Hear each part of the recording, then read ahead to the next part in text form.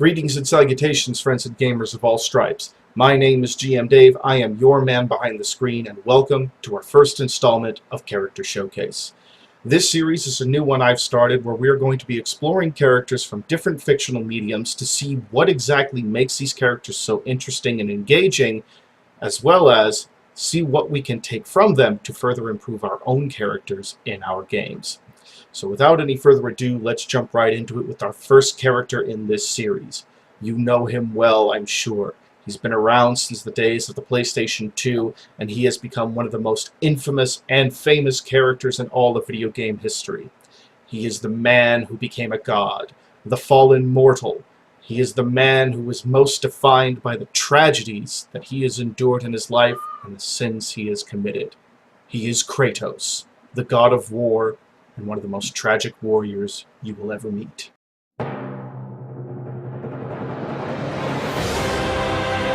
Before we get started on the video proper, I do want to make clear that this video is only going to be looking at Kratos' story as it is presented in the original 3 God of War games, as well as the side story Chains of Olympus. The reason for this is simply due to the fact that, for one, I've not yet had the opportunity to play God of War 4 simply because I haven't had the money to buy the game. And for two, while Ghost of Sparta and Ascension are perfectly fine entries in the series, with gameplay-wise Ghost of Sparta probably being my second favorite game, neither of those story-wise does much of anything to expand Kratos' character beyond what we already learned in the original 3 games and Chains of Olympus. So with all of that said, let's begin exploring just why Kratos is such a great character by taking a look first at the very first time that he slaughtered his way into our hearts with the original God of War. Now, the reason why we're starting with the original God of War instead of following the games in their chronological order, which would be starting with Chains of Olympus, is because of how the story in God of War is presented to us. Kratos' story is kept hidden from us for a lot of the game. We are only given little snippets, tiny hints as to what exactly happened to him that led him to where he is at that point in the game. We know early on that he did something terrible, that he swore himself to Ares for some reason, and that while he served Ares once, he no longer wishes to do so, and in fact has a deep and burning desire to kill the God of War, claiming revenge against him for reasons that we don't find out about until approximately halfway or possibly even later on in the game. Of course, when these puzzle pieces finally are revealed to us in whole, they paint a picture of a man who has led a miserable life that has been largely self-destructive. It is Kratos' pride, ultimately, that led to his ultimate downfall. Kratos' pride and desperation that led to him to call Ares. And we see this when we learn about his history as a Spartan before he became the Ghost of Sparta. Now, Kratos was a young general in the Spartan army. He was an up-and-comer who proved his worth very quickly and earned a small legion under his command. With that legion, he went on to conquer a great deal of enemies, and his influence began to grow. However, eventually he ran into an enemy that he could not best on his own, the barbarian tribes from the north. Now, where exactly these tribes from the north were from is never stated in the games, but given their dress, my guess is that they were supposed to be Vikings. I can't say that for sure, and I don't know if the game designers ever really officially revealed where exactly these barbarians came from, but nevertheless, when Kratos' Spartan forces went to face them, they met a slaughter, and pretty soon Kratos found himself facing death at the hands of the barbarian king. Disarmed and trapped by the barbarian king, Kratos, desperate and unwilling to surrender the glory that he has won up to that day, calls to Ares for aid in securing his victory, offering the God of War his life in exchange for that aid. Ares answers, descending from on high, and slaughters the barbarians, and then, after doing so, gifts Kratos with his signature weapon, the Blades of Chaos, so that he might slay the barbarian king for himself. From that day forward, Kratos continues to serve Ares, doing the bidding of the God of War and slaughtering anyone and anything that the God of War tells him he should. He does so unquestioningly, even in the face of protests from his wife and daughter, until the fateful day that Kratos discovered Ares' true aim, and just how far the god was willing to go to raise his champion. That day is of course the day that Kratos became the Ghost of Sparta. After being ordered by Ares to sack one of Athena's temples, Kratos does so willingly, lighting the temple on fire with a torch before storming inside to slaughter everyone within with his own weapons. Little did he know, the two people hiding inside the temple were none other than his wife and daughter, a truth that he might have realized had he listened to the warnings the Oracle of the Temple had gave him before he entered. But Kratos' pride blinded him to the old woman's warnings, and so he stormed in, killing everyone in his path, killing his wife and his daughter. This is, of course, the event that set Kratos on the path towards wanting to destroy Ares, and set him to his 10-year period of serving the gods. Now, come the end of God of War, Kratos does face off against Ares and kill him, at which point Ares reveals to him that the entire reason he did that was to try and make Kratos a great warrior. Kratos responds the only way he can, claiming his vengeance and completing his mission to the gods by destroying the rogue god of war. However, it is soon revealed that the gods have not been entirely truthful with Kratos, and that the promise he thought they gave, the promise to remove the dark memories of the crime that haunts him still, cannot be fulfilled. And so, despondent, Kratos climbs the tallest peak in all of Greece and prepares to do the only thing he can do to free himself from those memories. Of course, the gods save him. They cannot permit Kratos to kill himself, for the deed that he has done is too great. And now, a seat upon Olympus is empty. There must needs be a god of war, and Kratos will fill that seat. Kratos has become a man who ascended to godhood. However, this was not what he wanted. He wanted freedom from the painful memories that continued to haunt him and forgiveness for his sins. And while he was given the forgiveness, the memories continued to plague him, and so he sought solace in other means. Thus we move into God of War 2, where Kratos has taken his seat upon the throne of the God of War, and now finds solace in his new family, the warriors of his home nation, Sparta. However, the gods have grown very unhappy with Kratos and his constant war-making. However, there is still one person on Olympus that does care enough for Kratos to try to lead him down a better path, and that is Athena, the goddess whom he served in his time leading up to the absolvement of his sin. But Kratos has no interest in listening to Athena's warnings. He seeks only to blot out the memory through bloodshed, carnage, and conquest, and so he descends from Olympus to try and destroy the city of Rhodes, leaving Athena with no choice left but to act. However, it is soon revealed that it's not actually Athena who acted, at least not directly. We can surmise that Athena probably informed Zeus of what Kratos was planning to do, but ultimately it is Zeus who descends from Olympus to stop Kratos from conquering the city and continuing his campaign of conquest and bloodshed.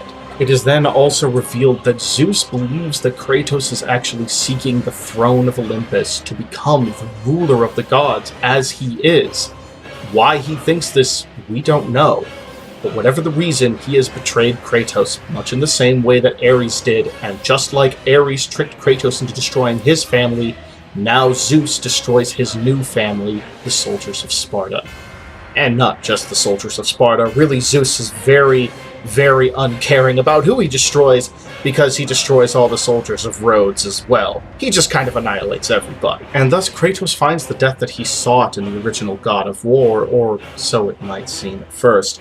In reality, his afterlife is going to be one of great torment as the hands of Hades reach out to claim their new prize. But fortunately for Kratos, there are other actors in this game who wish to see him succeed, and so he is given another chance for revenge. The Titans, led by Gaia, bring Kratos back to life, and they lead him to the one place where he can go that he might change the fate that was just dealt to him. The Isle of the Fates, home to the Sisters of Fates, Lachesis, Atropos, and Clotho.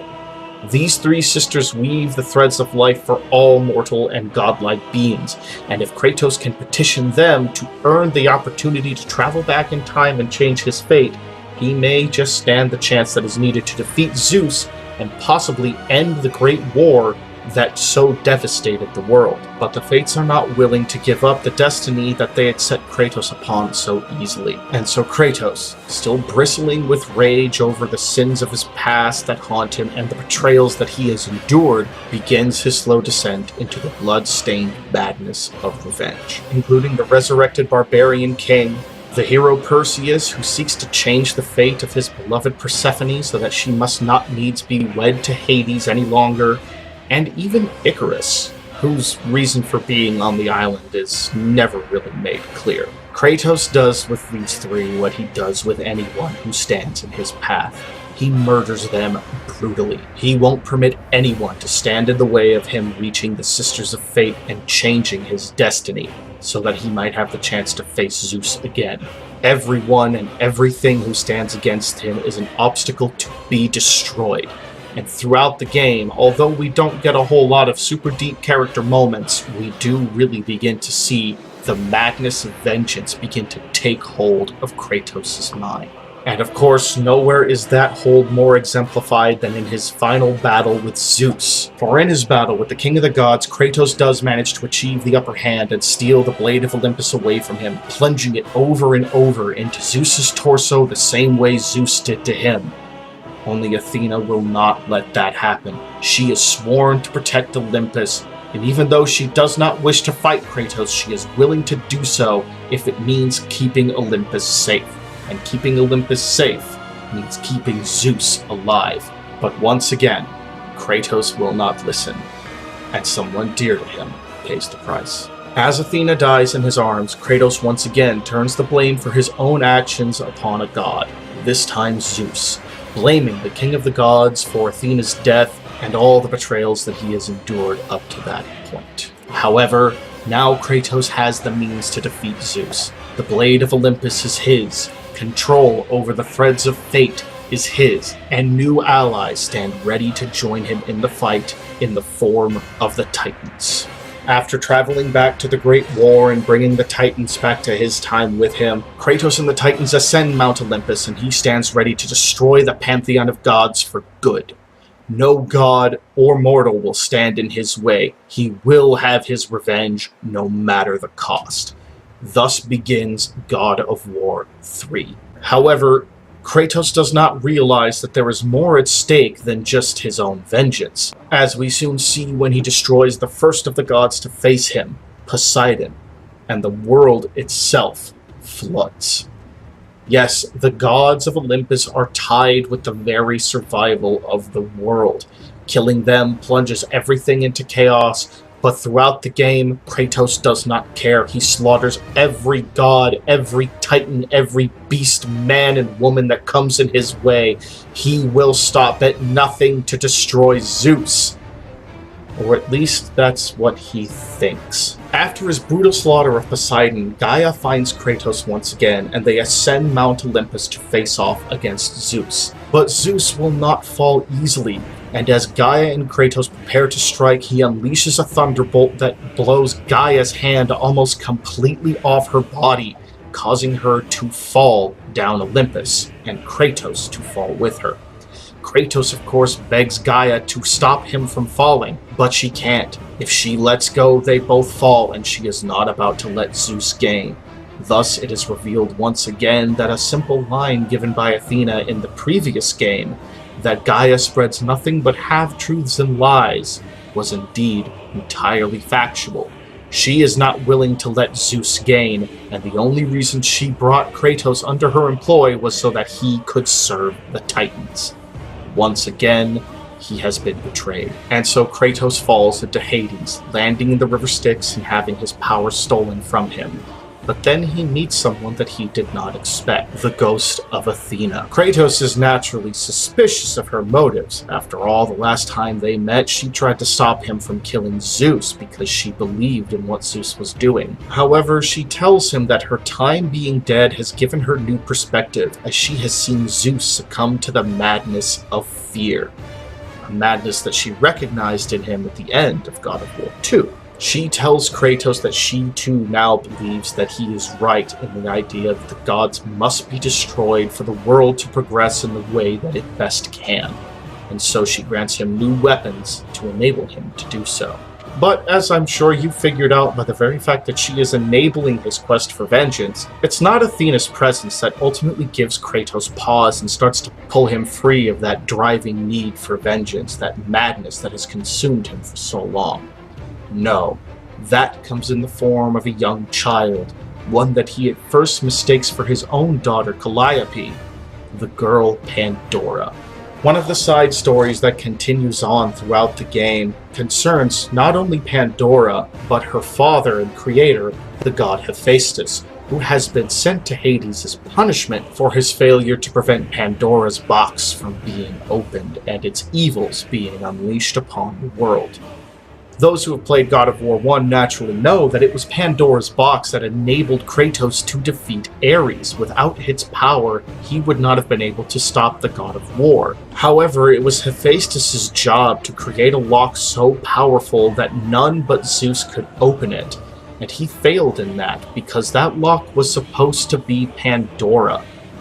A lock that he would not give up because he grew to love her as his own child. So instead, he told Zeus that the box could be hidden away, hidden inside the temple upon Kronos' back, because who could possibly best the great Titan? Who would possibly dare face the dangers of the great desert prison Kronos roamed around in? Kratos would. Hephaestus, Zeus, really no one had counted on just how far Kratos was going to go to exact his revenge. But with Pandora, his hard heart is finally given some pause, and thoughts of vengeance begin to fade.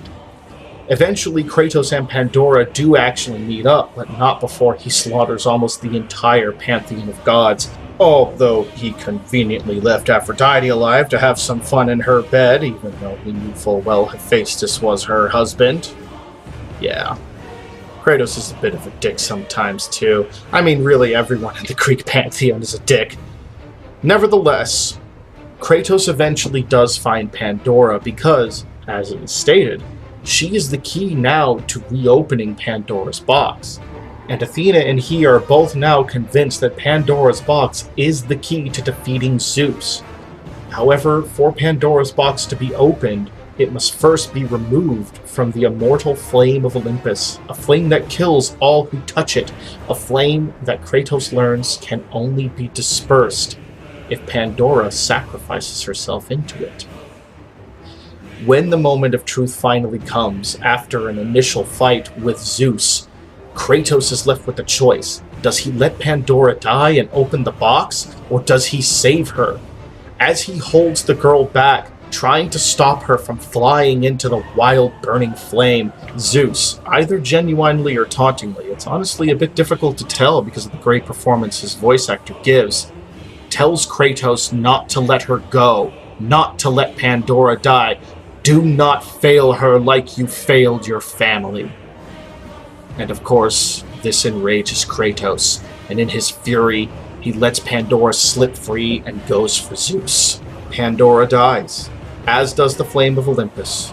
All that is left of either of them are embers floating on the wind, and Pandora's box that sat in the middle. Kratos moves to the box and opens it, but it is empty. Everything that was in there, he already claimed when he fought Ares. There is nothing left for him to use. The power that was supposed to be hidden away in there, the power of hope that Athena told him would be there, it's gone. And Zeus laughs, mocking him. Kratos pursues, and then begins their final confrontation inside the heart of Gaia.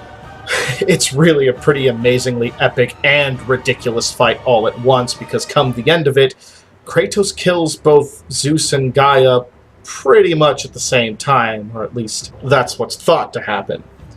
In reality, though, Kratos is sent to a shadowy realm of darkness and doubt, where he wanders following a tiny mote of light in the distance.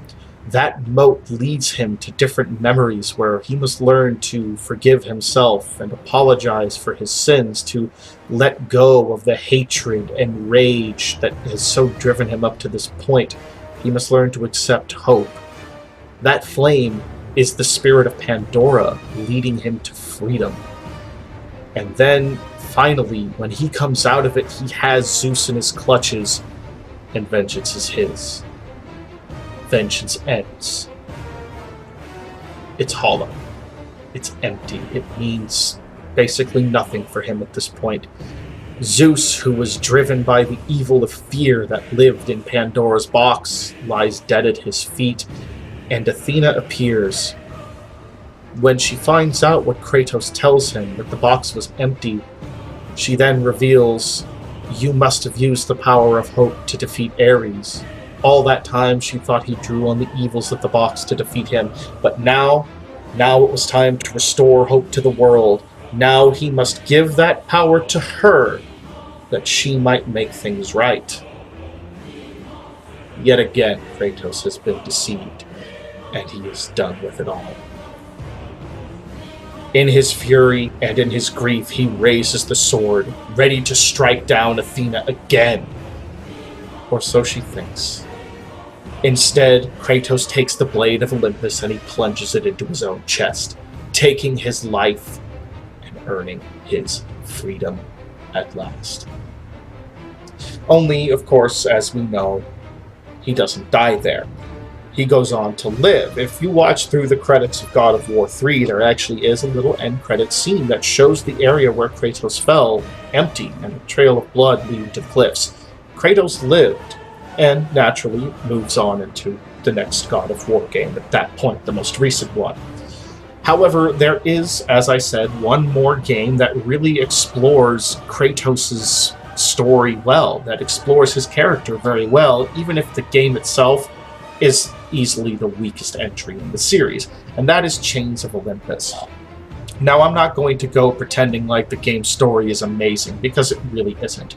All in all, it's a very lackluster entry in the series. However, when you come to the end of the game, and the mystery in the game is revealed, that mystery being who kidnapped Helios and is trying to destroy the Pillar of Olympus that holds up the world, well, Kratos has an encounter that he did not expect.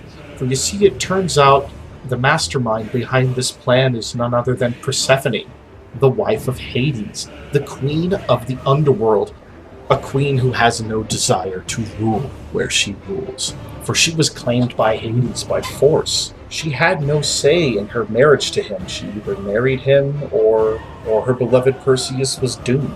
She had no choice. But she would not accept that. And so she sought out Atlas to help her climb the pillar and destroy it, thereby destroying the entire world, all of existence gone. And in order to attempt to convince him that she should be allowed to do this, she brings Kratos into the afterlife and allows him to see his daughter Calliope again. And Calliope is ecstatic to see him. She cries out for her daddy, hugs his leg, and Kratos has a moment of fleeting happiness. But as Persephone leaves, he realizes he has to make a choice. After all, he could stay here with Calliope and possibly find his wife again too. He could be happy, they could be together again. But how long would that last? If Persephone destroys the pillar that holds up the world, all existence is destroyed, and that includes Calliope and his beloved wife. And so he leaves her. Despite the fact that he desperately wants to stay, Kratos leaves his daughter behind because he knows if he stays, she is doomed. And he goes and slaughters Persephone. Thus we have the story of Kratos in brief. Kratos is a character who, when his initial debut came about, was considered to be one of the most mature and adult characters in gaming. But as the God of War series continued on, the spectacle of everything started to capture people's minds and imaginations more than the story did. And that was because the story was told in a very long-form kind of format. Outside of the first game and that tail end of Chains of Olympus, Kratos' struggle with his sins and the madness that his desire for revenge was leading him towards was told in a very thin-spread kind of manner. It didn't have the same level of immediate depth and impact that the first game was able to give him, and so people started seeing him as kind of a joke, and unfairly so, in my opinion. Because when you really look at the story as a whole, when you take the events of Chains of Olympus and follow them all the way through to God of War 3, you begin to see the tragic arc of a proud warrior and a proud father and husband who lost the things that he cared about the most because he couldn't put the pride in his own accomplishments aside. He couldn't put his own desire for glory aside. He couldn't listen to the people who were most important to him. And in that blindness, he lost everything. He lost his wife. He lost his daughter. He lost his humanity. And even began to lose his sanity up until the very end. It was only through Pandora and the daughter-like love that she showed him and the hope that she led him to that Kratos was finally able to free himself from that vicious cycle. And that is why I personally consider Kratos to be one of the finest examples of a tragic warrior in all of gaming, and why I think he makes for a great example to look towards if you're trying to build a character like that yourself. So, after looking at Kratos, what are the kinds of things that we should be looking for to really build a great tragic warrior type character, or any character that is really defined by their tragedy? Well, first and foremost, we need to look at why they are defined by that tragedy. What is it about them that causes this tragedy to be so defining? In the case of Kratos, it was his pride. He could not stand the idea of being defeated. He was obsessed with victory, obsessed with conquest. He became so good at what he did, he rose so quickly in the ranks that his pride blinded him to everything else, even the love of his family. And in the end, that pride is what led him to making the pact with Ares. And that pride is what led him to so blindly ignore the warnings of anyone and everything around him that tried to let him know he was going down the wrong path. And since it was entirely his own fault, since it was his willingness to ignore the signs around him, his willingness to ignore the people who tried to warn him so that he could claim his own glory and boost his own pride, that pride soon became incredible guilt. And that guilt was turned into a burning desire for vengeance that never snuffed out until after his vengeance was claimed and he finally realized how hollow it all was. So, if you're looking to create a tragic character like this, someone who's defined by the tragedies they've endured, you want to first look at the tragedies that they're enduring and make sure that they're personal enough that it would really have this kind of effect on them. Secondly, you want to consider why it is at their personal core that tragedy is impacting them. What is it about their personality that causes this tragedy to be so impactful, that causes it to lead them towards this potentially terrible path that they're walking down? And of course, not every tragic character in this vein has to walk a terrible path like Kratos does. Not every one of them has to soak their path with blood and death. But with the dangerous worlds that we so often create for our games, it is very frequently going to be the path they walk. So ask yourself as a player, what is it that drives them to walk down this path? What is it about their personality that leads to this tragedy being so impactful for them? And what other wrongs have been committed against them that have continued to fuel this terrible path that they're walking towards? Last of all, consider what it would take to finally redeem this character. What makes Kratos' story so ultimately compelling is the fact that he is able to find a semblance of redemption in the end, even if he doesn't entirely claim it. That potential for redemption should be present in your character as well, so make sure it's there. And with that, we have finished our first foray into our character showcase series, looking at Kratos, the tragic warrior, the man who became a god, and the god who fell into a man again. Do you agree with my take on the character of Kratos? Do you think that he is as rich and engaging as I do? Personally, he is one of my all-time favorite characters in video games, and I don't think that's ever going to change. I honestly do believe that his story is one of the most mature and compelling stories across all of video game history, and I do feel that it is a little underrated, partly due to the spread-thin manner that the story was told in. Whatever you're thinking on the matter, please make sure to leave your thoughts in the comments down below. I would love to discuss this subject with all of you a little bit further. Make sure to stay tuned after the video as well for a preview of the next character that we're going to be exploring in this series. And if you liked this video, please feel free to leave it a like. Subscribe if you would like to see more. Hit that bell notification icon to get some notifications here on YouTube. But even more importantly than that, open up that description down below and make sure you follow me on social media for the most regular notifications that you can get. Furthermore, while you're down there, please take some time, if you can, to take a look at my Patreon page if you like what I do and you'd like to support me financially. I greatly appreciate every bit of support I can get, and I just recently actually got my first patron the other day. Thank you once again, Adeptus Azul, for your patronage. I really appreciate it, man.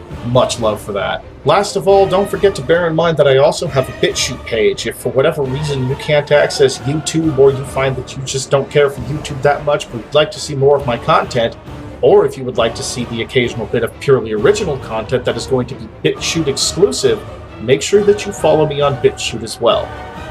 And as usual, friends and gamers of all stripes, my name is GM Dave. I am very glad that you've taken the time to join me here today. And as always, it is my sincerest hope that you continue to roll high, role play well, and game on. When you look at him, do you only see a man of God? Beneath those bandages, he is burned flesh. As he burns, so does he consume everyone around him. You see the light, but do not yet feel the heat.